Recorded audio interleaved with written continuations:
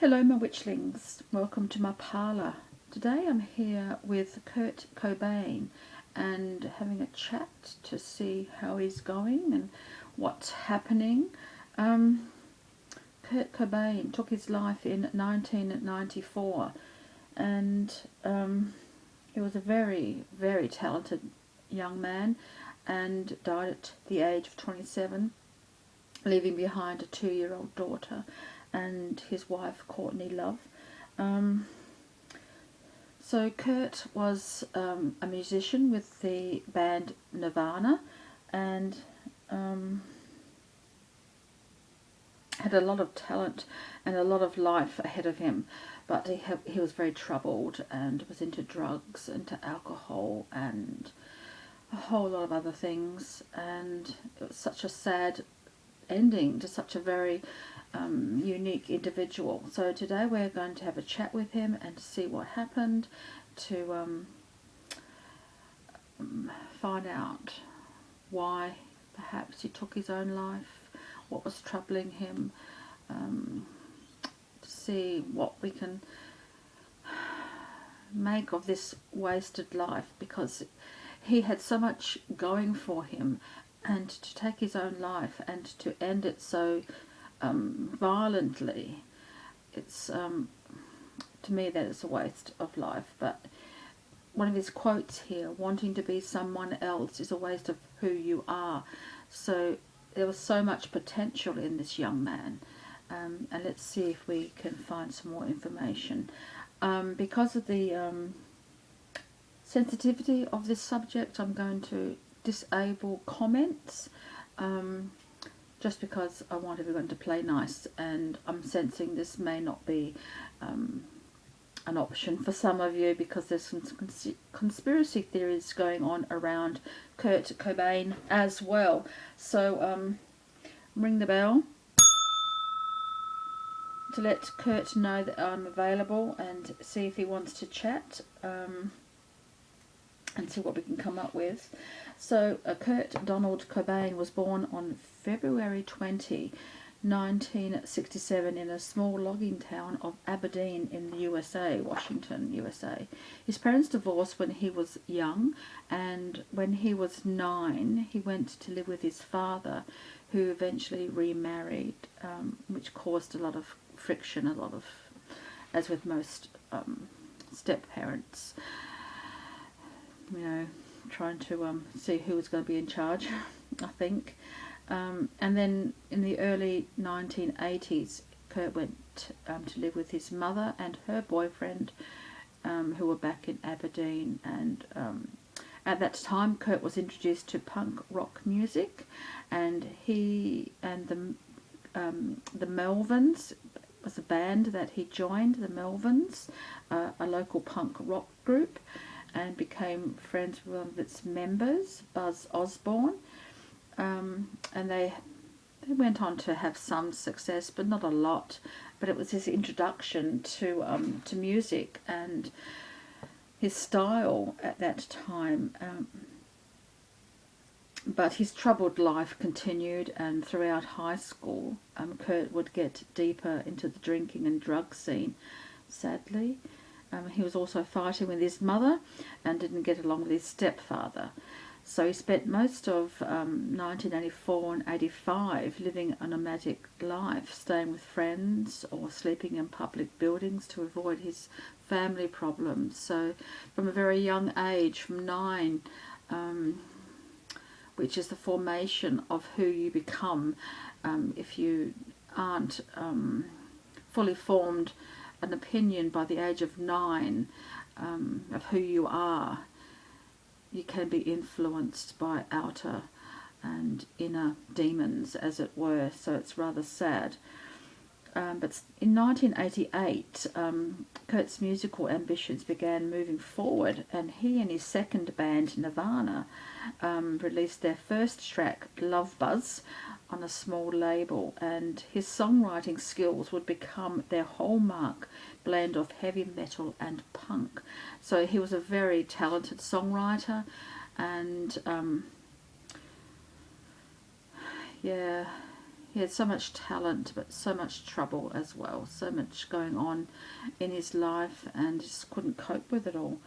And in 1990, Kurt met rocker Courtney Love at a Portland nightclub.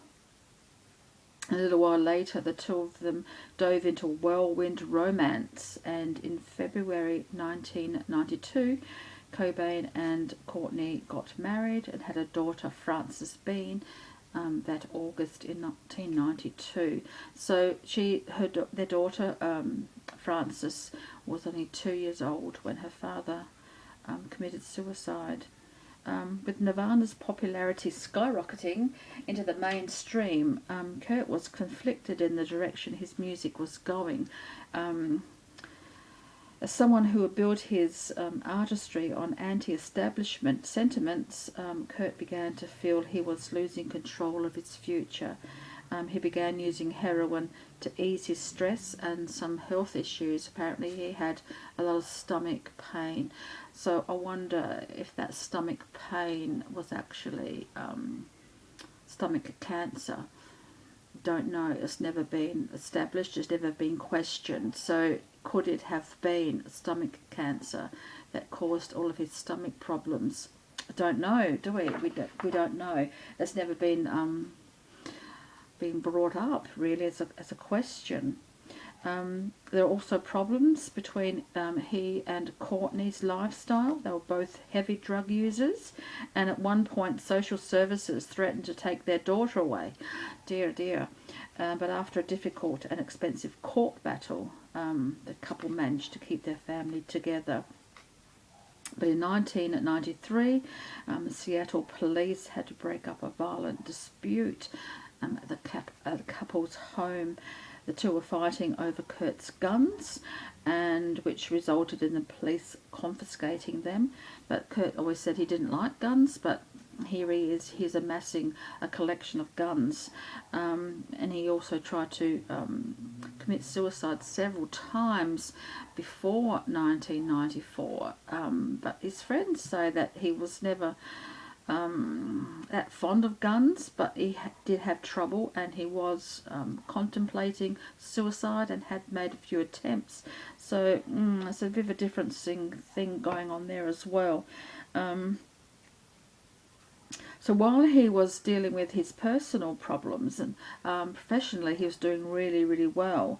And in the autumn of 1993, Kurt and his band performed in New York City, and also toured Europe.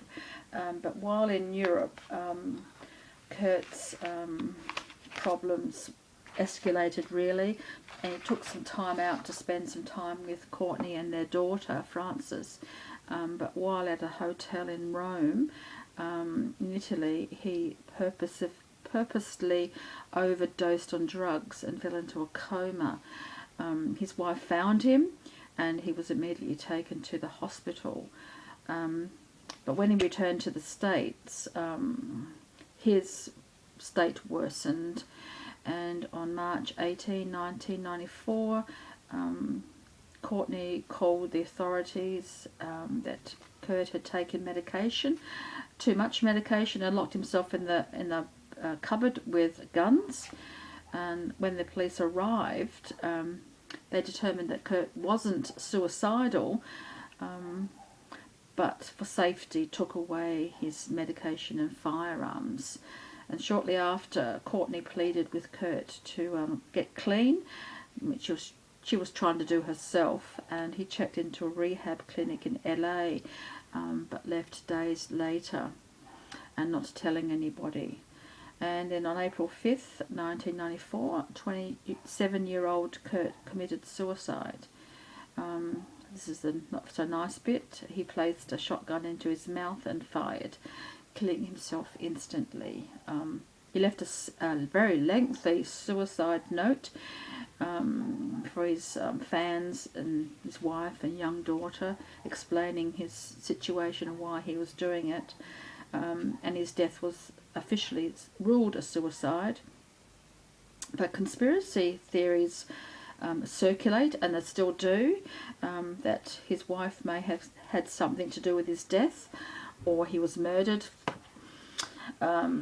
Besides his wife, there doesn't seem to be any other reason or other person who would want to kill him, but that's the conspiracy. And also the other conspiracy is that he was part of the 27 Club, and the 27 Club is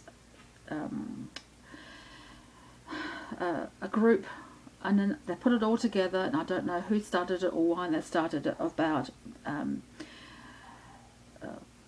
the coincidences and the tragic coincidences in rock and roll history of very talented and very inspirational and social leaders of the rock team, the art and musicians killing themselves, either suicide or overdoses, some with accidents, before they turn just on their 27th birthdays.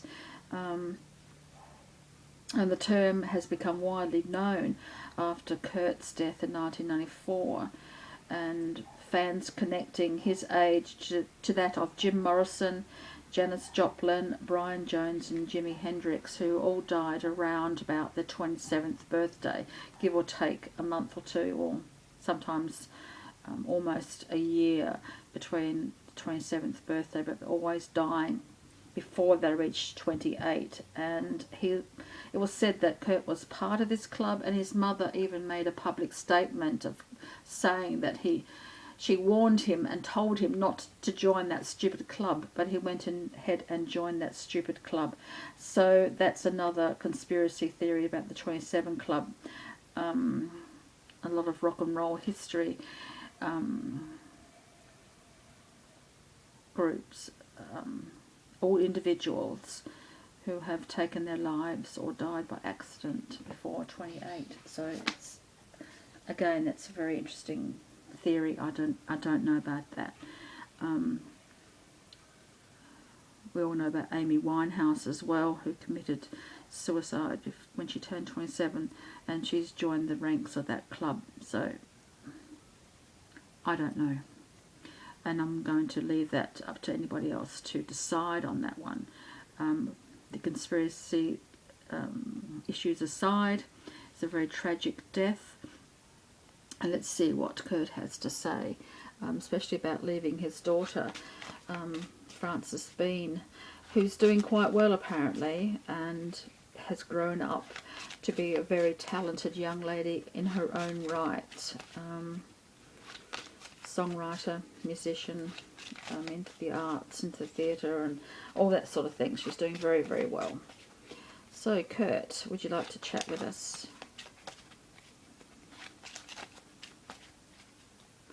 Would you like to chat with us?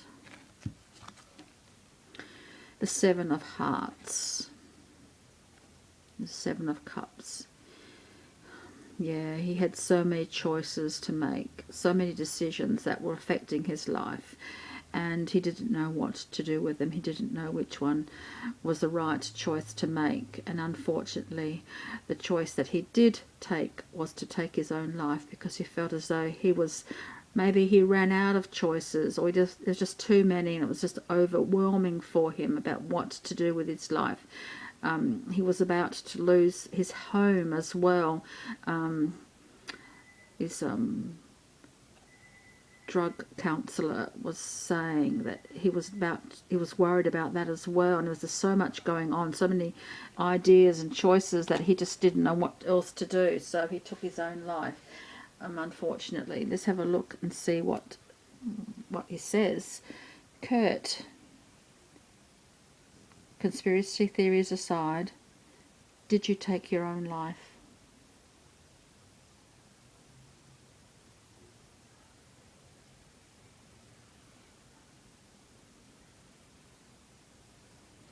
Yes.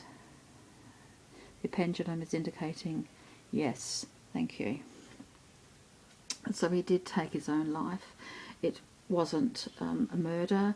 It wasn't an accidental gun going off.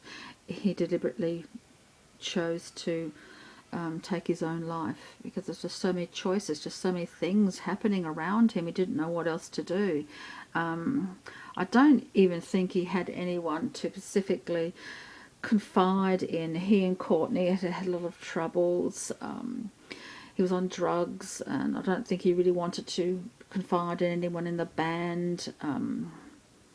I really don't think he had anyone that he could trust enough to care enough, perhaps, or maybe he didn't even try to find anyone to care enough.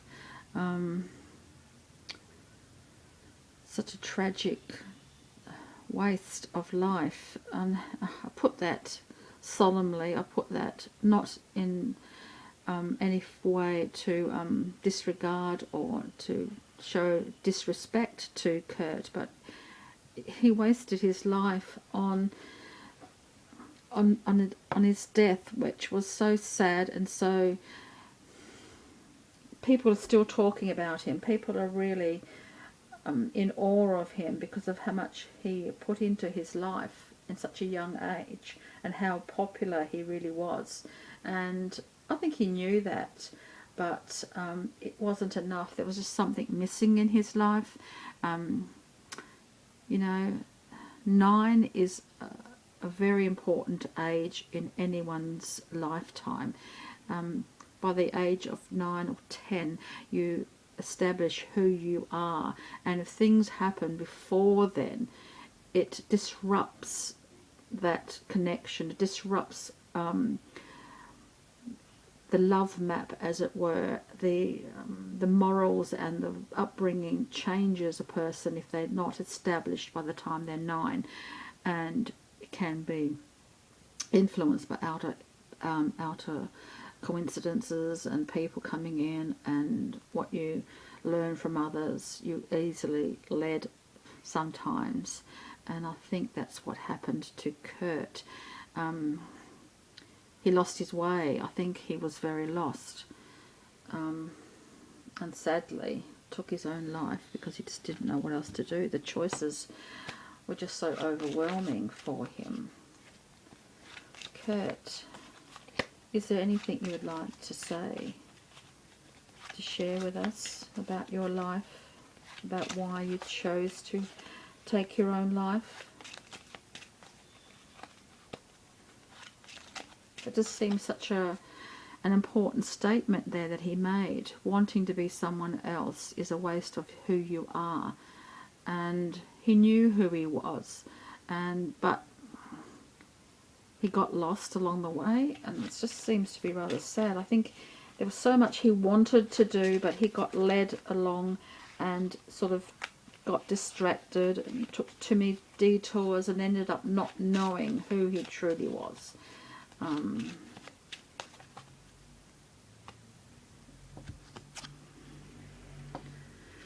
The 6 of clubs, which is the 6 of wands. Yes, he was successful. He wanted to be successful, but he also mentioned in some of the reports that I've read that he wanted to be popular, but he didn't want to be seen.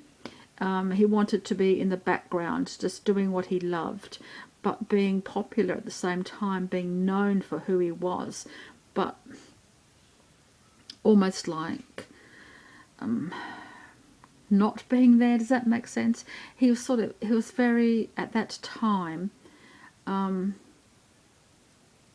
he wanted to fade into the background, but yet he wanted to be famous. He wanted to be seen. He wanted to be very good at what he did. And the 6 of Wands comes through as that success, and he certainly is remembered for who he was. He's remembered for his talent. And I think sometimes his band slips into the background and he becomes the forefront of the band. He made Nirvana who they were, and his talent was so obvious that it's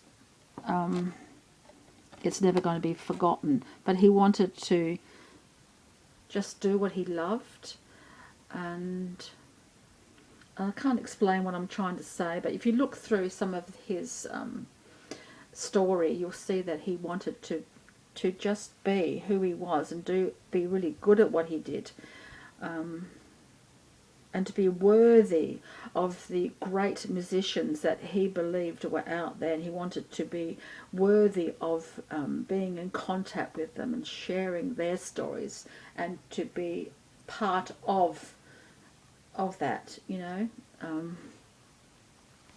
Beautiful, beautiful energy this man had.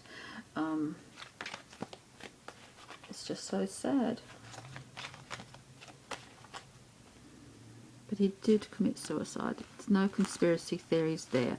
No one murdered him. He did it by his own hand. Yes, he was very strong. He was very powerful. But he also said that he found the feminine side of him stronger than his masculine side. So this should actually be the Empress so much. But he was a very handsome man. He oozed that male sexuality, that male essence, but deep down inside he felt the more feminine side of himself. But he was very powerful in that respect, and he had that masculinity about him that, such a good looking man. It's just, he oozed that masculine energy.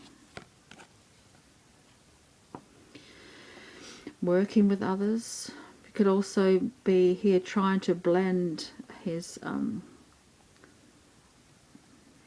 self into who he was, mind, body, and soul. He tried to encompass himself as he was.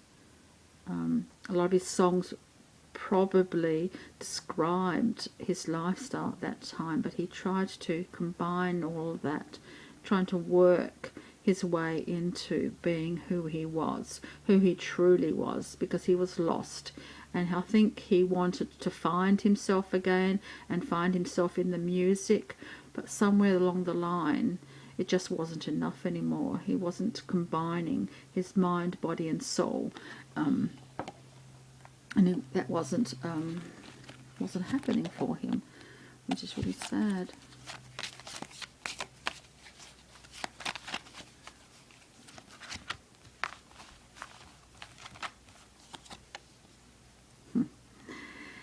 He's watching everyone. He's feeling the sun. He's finally finding the peace, and he's found himself now. And sadly, he's no longer physically here to share that with the world, but he has found himself. He's at peace, and he watches his daughter, and he watches Courtney, and but he watches his daughter, and he's found himself, and I think that's the message he wants to shine out now, that he's found himself.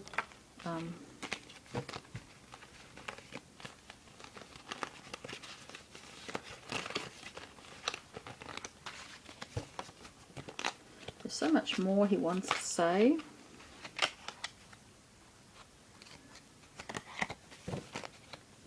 But it seems to be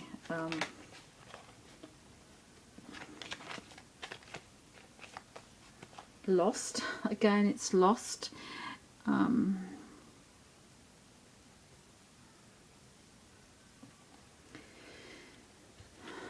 don't know what else to ask. I really don't. Other than to say that he's now found himself. He's now full body, mind and soul. He's fully realised who he is. He's found the success that he...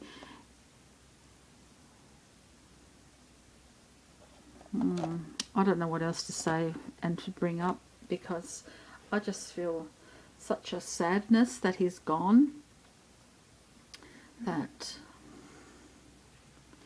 he thought his only choice was to take his own life because he was that lost. He worked so well with everybody else, but in fact he was trying to complete himself. He was trying to find parts of himself to complete himself, and now in death he has. Will he come back? Will he come back as another soul, another person to change the world in a music? Will he perform again in another body, in another form? Will he return? Will he return? Kurt, will you take on and take on another life of...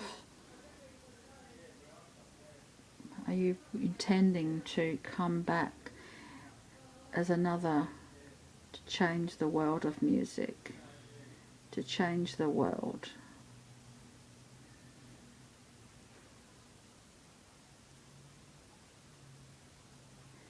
Yes, I do believe his intention is to come back and restart, re-establish and change the world of music. Yes, thank you. I think that's what his intention is to do. Yes, I think so. I think he wants to come back. So he might already be in the process.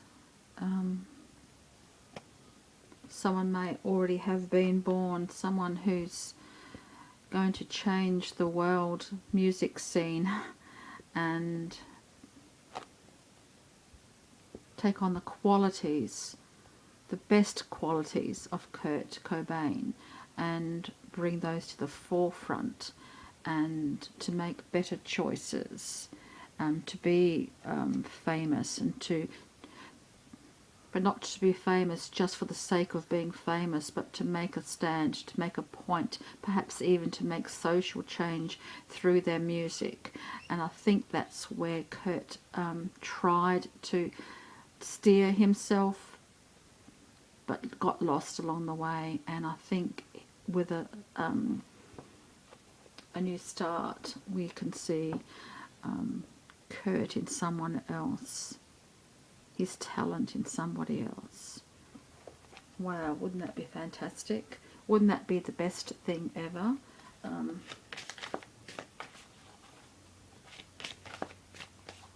Not to be the second Kurt Cobain, to be their own person in their own right, but to take the qualities that Kurt had the potential to bring to the world and to let that shine, to complete his sole purpose, to make a stand, to make a change in the world, and just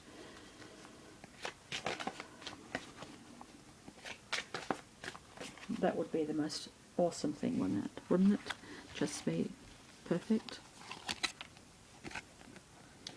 The Knight of Pentacles, yes. This is the moving forward, taking what he had, moving forward with it, and bringing it back to the world, bringing his soul back to the world in another form, but with as much talent and as much potential that you can imagine, bringing it back to the world and showing the world who Kurt Cobain really was. Really was. That would be most awesome thing ever. I don't know if there's anything else that Kurt could actually tell us right now, but to know that he is okay, that he is making plans to re-emerge and to bring his soul back, so he can fulfill his potential that was cut short so early. And yeah, so thank you, Kurt. I will let you go now. And thank you everyone for joining me today in my parlour, and I hope that was interesting for you. And yeah, until next time, so many blessings.